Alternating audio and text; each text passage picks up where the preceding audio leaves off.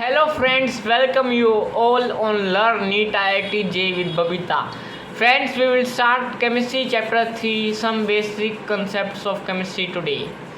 Some basic concepts of chemistry start होने से पहले सबसे बेसिक सवाल आता है, ऐसे क्या बेसिक कंसेप्ट है केमिस्ट्री में जिन्हें हमें पढ़ना ज़रूरी है। उसके लिए हम केमिस्ट्री क्या है, केमिकल्स की रिएक्शंस को केमिस्ट्री बोला जाता है। It is the science of study of atoms and molecules. तो उसके लिए हमारे पास कुछ लॉज हैं। उनमें से पहला लॉज है law of conservation of mass. हम इसे लॉ ऑफ अनडिस्ट्रक्टिबिलिटी भी बोलते हैं। इसमें जो टोटल मास है वो कंजर्व रहता है। ये दिया था एंटोनी लेवोइजर। इसको हम एग्जाम्पल से समझते हैं, जैसे कि C+O2 है, 12 ग्राम अगर C है कार्बन और 32 ग्राम ऑक्सीजन है, तो जो CO2 बनेगा वो 44 ग्राम होगा। Next law is law of constant composition. हम इसे लॉ ऑफ डेफिनेट प्रोपोर्शन भी बोलते हैं। ये कहता है रेशियो ऑफ मास कांस्टेंट रहता है किसी कंपाउंड में। It states that the ratio of mass is always constant in a given compound. ये दिया था जोसेफ प्राउस्ट। थर्ड लॉ है लॉ ऑफ मल्टीपल प्रोपोर्शन। ये दिया था जॉन डाल्टन। ये स्टेट करता है when two element combines to form two or more chemical compound, then weight of one of the element which combines the fixed weight of other makes a simple whole number the ratio two another. जैसे कि ये H2 है और इसका एक मोल है, यहीं एक O2 है। H2 के दो मॉलिक्यूल्स, H2 हाइड्रोजन के दो मॉलिक्यूल्स और एक ऑक्सीजन का है, तो 2:16 है। H2O बनेगा 16:2, यानी H2O2 बनना चाहिए था ऐसे तो, लेकिन ये नहीं बनता ऐसे, ये बनता है H2O खाली। Guys, fourth law is law of reciprocal proportion. It states that the ratio of weights of two elements A and B which combine separately with the fixed weight of other third element C is either same or some simple whole number of the ratio weights in the which A and B combines directly with each other. इसका मतलब ये है जब ratio of मास है वो जुड़ेंगे एक दूसरे के साथ विद फिक्स्ड मास, तो जो रेशियो थर्ड एलिमेंट होगा वो इन दोनों से रिलेटेड होगा। हम इसे वो first ratio is an integral multiple of second होगा, ऐसे भी हम पढ़ सकते हैं। हम एक एग्जांपल लेते हैं। हम CO2 है, CO2 के रेशियो होता है ऑक्सीजन के साथ 12:32 और वहीं हम सेकंड मॉलिक्यूल लेते हैं विच इज़ SO2, तो वो होता है 32:32। जब हम इन दोनों को कंबाइन करते हैं तो प्रोडक्ट बनता है AB का CS2, जो होता है 12:64 या 3:16 में कंबाइन। तो जब हम इसे A या B को 2:1 भी कह सकते हैं, 2 × 3/16 भी कह सकते हैं या 3/8 भी कह सकते हैं। ये सब इंटीग्रल मल्टीपल हैं। The fifth law is Gay Lussac's law of combining volume. ये सेट करता है जो गैस रिएक्ट करेंगी they are always in volume which bears a simple ratio to one another and to the volume of product under similar condition of temperature and pressure. यानी according to this law when the gas will react together they always do so a simple ratio in one another the volume of products if they are also provided in proper measurements of volume under similar condition, यानी temperature same होना चाहिए, pressure same होना चाहिए, तो उन दोनों की volume जिस रेशो में बनेगी वो उसी रेशो में प्रोडक्ट फॉर्म होगी। अगर हमने 1 ग्राम हाइड्रोजन लिया और 1 ग्राम क्लोरीन लिया तो 2 ग्राम HCl फॉर्म होगा अगर वो सेम प्रेशर पे हैं तो। Next is relative atomic mass number. ये रिलेटिव एटॉमिक मास नंबर हम एटॉमिक वेट को ही बोलते हैं। ये होता है number of nucleons, protons plus neutrons. हम इसे किलोग्राम में एक्सप्रेस करते हैं या फिर AMU में। Atomic mass unit AMU, mass of one proton, ये होता है 1.66 × 10⁻⁻24 ग्राम। तो जो mass of 1/12 of one atom of 12th carbon isotope होता है वो इसके बराबर होता है। एटॉमिक मास, एटॉमिक मास क्या होता है? Relative atomic mass number into 1 AMU। Atomic weight unit less quantity होती है, वहीं जो एटॉमिक मास है वो डिपिक्ट करता है mass of one atom is represented in terms of AMU। You, हम AMU को यू से दिखाते हैं, स्मॉल यू। जैसे कि नाइट्रोजन में 14 AMU होता है, ऐसे कार्बन में 12 AMU होता है, ऑक्सीजन में 16 AMU होता है। Next is molecular mass. Molecular mass क्या होता है? It is mass of one molecule. जैसे कि O2 में 16 होता है तो O2 यानी 16 + 16 दो मोलिक्यूल का 32। ऐसे ही N में 14 होता है, N2 28। ऐसे ही F में 19 AMU होता है तो F2 में 38 AMU। Now average atomic mass. Average atomic mass होता क्या है? Elements are found in different isotopic forms. Atoms of same element having different atomic mass, so the atomic mass of an element is the average of all mass within given sample। हमारी पृथ्वी ब्रह्मांड में ही elements अलग अलग isotopic. अब हम उनको isotopic mass है तो उनको एक साथ तो नहीं लिख सकते ना, तो उनकी अबंडेंस के हिसाब से हमने उनका एवरेज एटॉमिक मास निकाल रखा है भाई। अब ये कौन सी बीमारी आ गई? हम इसे सॉल्व करते हैं। जो हमें टोटल परसेंट अबंडेंस है तो एटॉमिक मास है डिवाइडेड बाय 100। जैसे कि क्लोरीन, क्लोरीन 35 होता है 75.8 यूनिवर्स में, और भाई 37 क्लोरीन होता है वो होता है 24.2। तो हम इसे एवरेज 24 ही लेके चलते हैं। तो 75.8 इंटू 35 इंटू में 24 इंटू 37 डिवाइडेड बाय 100, तो ये आता है 35.5। Atomic mass of any element is the average of all isotopic mass within a given sample because naturally occurring substance exists more than isotopes, one isotopes। तो ऐसे एक example है carbon. Carbon 3 उसमें वो होता है, तो कार्बन 12 होता है 98.8 92%, में 13 कार्बन होता है 1.108, और 14 कार्बन होता है 2 × 10⁻⁻10। तो हम इन्हें मल्टीप्लाई कर देते हैं तो इनका फाइनल आंसर आता है 12.001। अप्रॉक्स हम 12 ही लेके चलते हैं। Next is average atomic mass of gaseous mixture.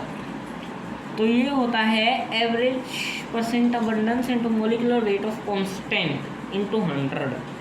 अगर हमें जिसकी calculate average molecular mass of mixture of gases है 25% CH4 और 75% SO2, तो CH4 का हम मोलिकुलर मास निकालते हैं तो 16 और इसका 64, तो 25 × 16 + 75 × 64 ये आता है 52 AMU। अब हमारे पास एक और सवाल आ गया, calculate the average atomic mass of Fe। 54% 54 होता है वो 5% है, 56 Fe वो 90% और 57 Fe वो 5%। तो हम 56 × 90 + 54 × 5 + 57 × 5/100 करते तो ये आता है 540 + 270 + 25/100 59.95 हमारा फाइनल सॉल्यूशन आता है इसका। Next is vapour density of gas mixture. ये होता है average molecular weight divided by 2। Formula mass. Next topic, formula mass क्या होता है? सम substances such as NaCl do not contain discrete molecule as their constituent unit in such compound Na plus and Cl minus are arranged in 3D structure. So formula mass of NaCl is 23 + 35.5 equal to 58.5 AMU। Next the mole. The mole constant. एक Na में 1 मोल होता है, यानी एक Avogadro number 1 मोल होता है, यानी 6.022 × 10⁻⁻23 particles या एंटिटीज 1 मोल होता है। 1 mole of substance is amount of substance which contain as many entities as number of atom in 12 gram of carbon 12। Next is molar mass. Molar mass क्या होता है? It is the mass of 1 mole of substance, जैसे कि एक mole of carbon 12 में होता है 12 into 1.66 into 10⁻24 into 6.02 into 10⁻23, यानी कार्बन है उसका जो मोलर मास है इनटू में जो AMU का वेट लगेगा और इनटू में पार्टिकल्स कितने हैं, उससे आ गया 12 ग्राम। हम ऐसे भी लिख सकते थे इसमें 12 AMU भी हैं अगर हम इससे मल्टीप्लाई नहीं करते तो। अब हम बात करते हैं how to find numbers of number of moles होते हैं वो रिप्रेजेंट किए जाते हैं n से। नंबर ऑफ मोल्स के फॉर्मूला है, इंपॉर्टेंट फॉर्मूला है, जो गिवन मास है weight in gram divided by molar mass यानी W/m। सेकेंड फॉर्मूला है number of molecules of atom और entities divided by Avogadro number यानी n = n/na। थर्ड फॉर्मूला है volume of gas at STP in litre divided by 22.4। अगर ये ml में हो तो volume in STP in ml divided by 22,400। अगर ये स्टैंडर्ड फॉर्म में ना हो, NTP में हो, नॉर्मल टेम्परेचर एंड प्रेशर में, तो PV = nRT, जिसमें प्रेशर होता है 180 atm और टेम्परेचर होता है 273 केल्विन। R की वैल्यू दी जाती है स्टेटमेंट के अकॉर्डिंग। तो ये तीनों के तीनों फॉर्मूला या चौथा भी ml रहा है तो ये सारे इक्वल टू होते हैं। अगर ये दे रखा है तो और एवोगैड्रो नंबर हमें पता है तो हम n निकाल सकते हैं। अगर ये दोनों दे रखे हैं तो वॉल्यूम निकाल सकते हैं, मोल्स दे रखे हैं तो हम फ्रेंड्स इनका यूज़ करते हैं। नेक्स्ट क्वेश्चन है अब हमारे पास, find number of carbon atom present in 22 gram CO2। तो हमने कहा था हम इन्हें यूज़ कर सकते हैं। तो 22/44 = n/6.022 × 10⁻23। तो इनकी वैल्यू आ गई 3.01 × 10⁻23। Next is chemical formula. Chemical formula क्या होता है? Symbolic representation of chemical compound is called chemical formula. जैसे कि शुगर है C12H22O11, ग्लूकोज है C6H12O6। अब हम इसे दो मेथड से यूज़ कर सकते हैं, रिप्रेजेंट कर सकते हैं, empirical formula and molecular formula. Empirical formula क्या होता है? An empirical formula represent the simplest whole number ratio of various item present in a compound. और molecular formula it show the exact number of item present in a molecule and a compound. Empirical formula होता है वो different compound को एक साथ में दिखा सकता है, बट मॉलिक्यूलर फार्मूला तो डिफरेंट एलिमेंट इज डिफरेंट। ये सेम हो सकता है, ये नहीं होगा। इसे अपने दिमाग में बिठा लो।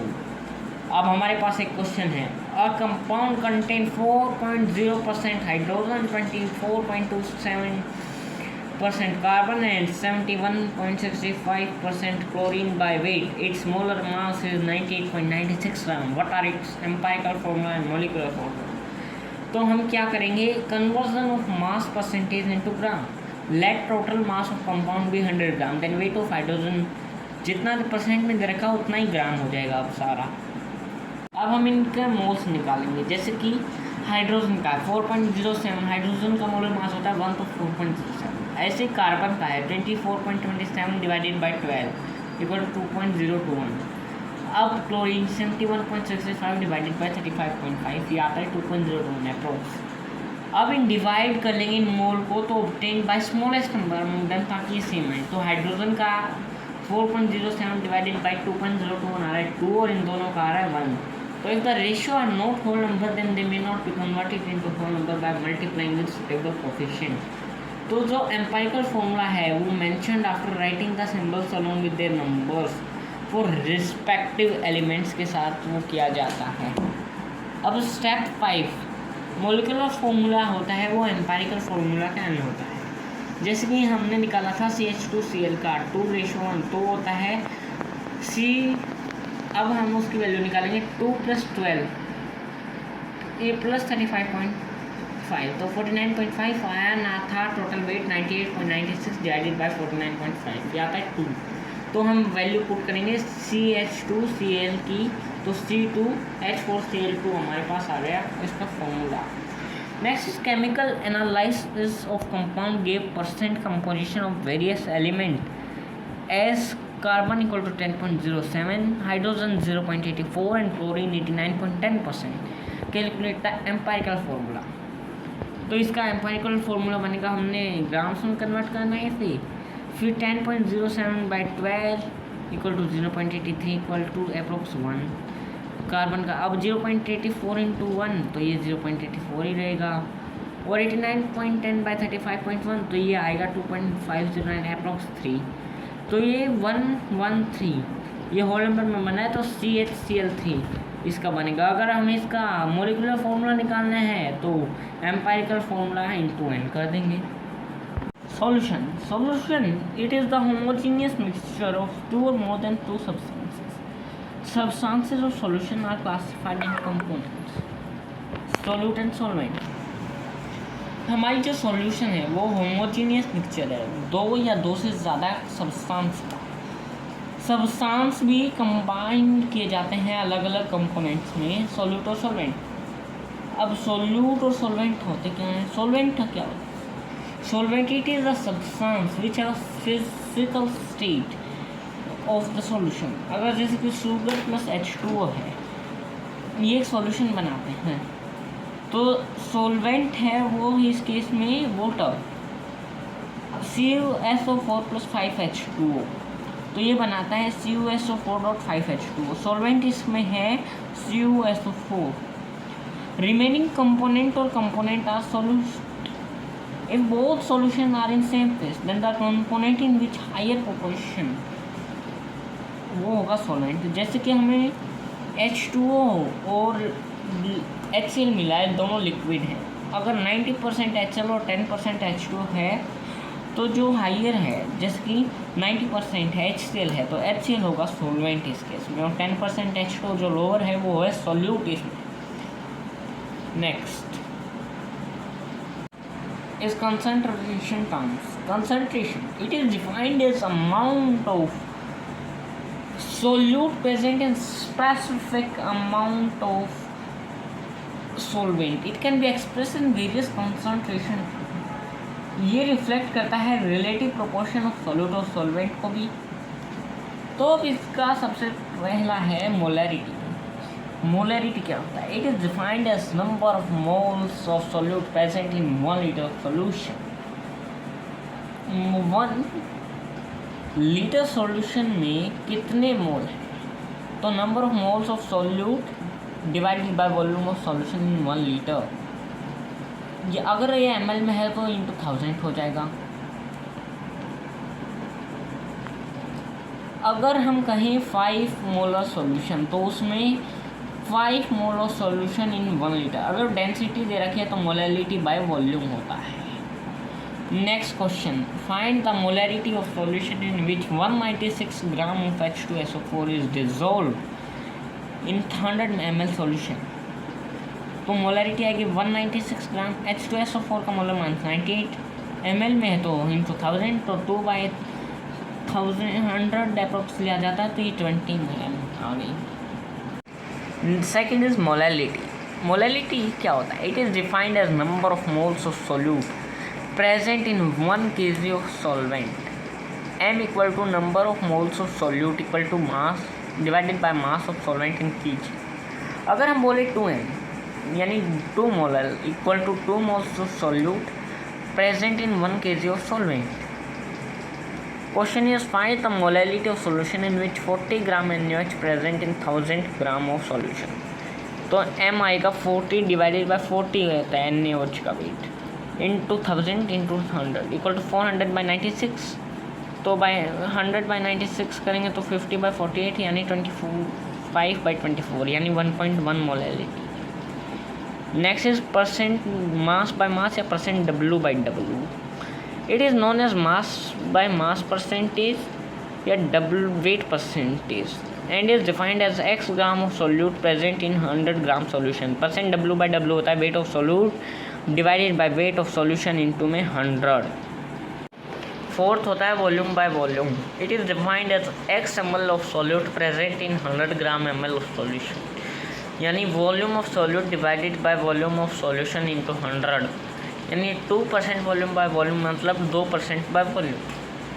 फिफ्थ आता है it is defined as x gram of solute present in 100 ml of solution, weight by volume, यानी weight of solute divided by volume of solution into 100, यानी 5% W/B, यानी 5 gram of solute into 100 ml of solution. Next is mole fraction. Mole fraction is defined as ratio of the number of moles of particular component to the total number of moles of solution. If substance is dissolved in B and their moles are Ma and Mb, then mole fraction of Na divided by Na plus Nb, mole fraction of B Nb divided by Na plus Nb। तो जो mole fraction of A plus mole fraction of B है वो 1 होता है। Next is POAC, Principle of Atom Conservation. It is used when equation balance नहीं होती कोई भी।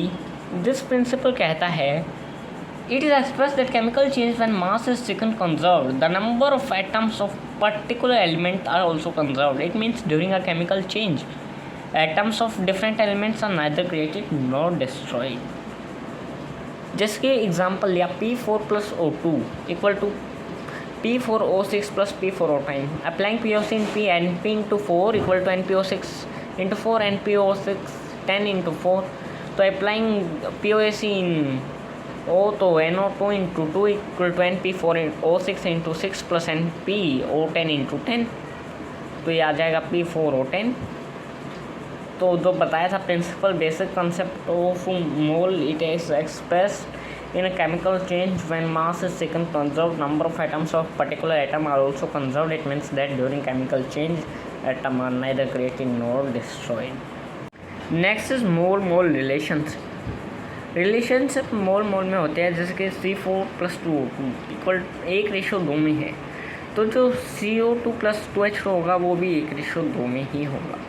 Volume relation N2 plus 3H2 है तो 2NH3 बनेगा, तो 1:3 में होता है तो रेशो 2 में आएगा, यानी 1/3 litre ratio 1 litre equal to 2:3 litre. अब हमारे पास बैलेंसिंग फॉर्मूला है हाइड्रोकार्बन के लिए। अगर exam CXHY plus 2X plus Y/2 divided by 2O2 X CO2 plus Y/2 H2। Example है CH4, तो CH4 में X इक्वल टू 1 है, Y इक्वल टू 4 है, तो 2 into 1 प्लस 4/2 डिवाइडेड बाई 2 आएगा 2O2, तो X 1 है तो CO2 plus 2H2 Y/2। Second है CXHYOZ plus 2X plus Y/2 minus Z divided by 2O2 equal to X CO2 plus Y/2 H2O।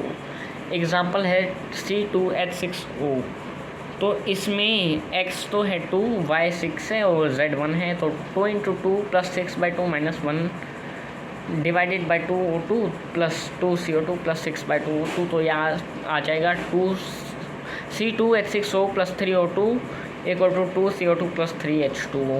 एक और है x CaO3 plus y MgCO3 equal to x CO3 plus y MgO plus x plus y CO2। Next topic आता है percent याइल्ड।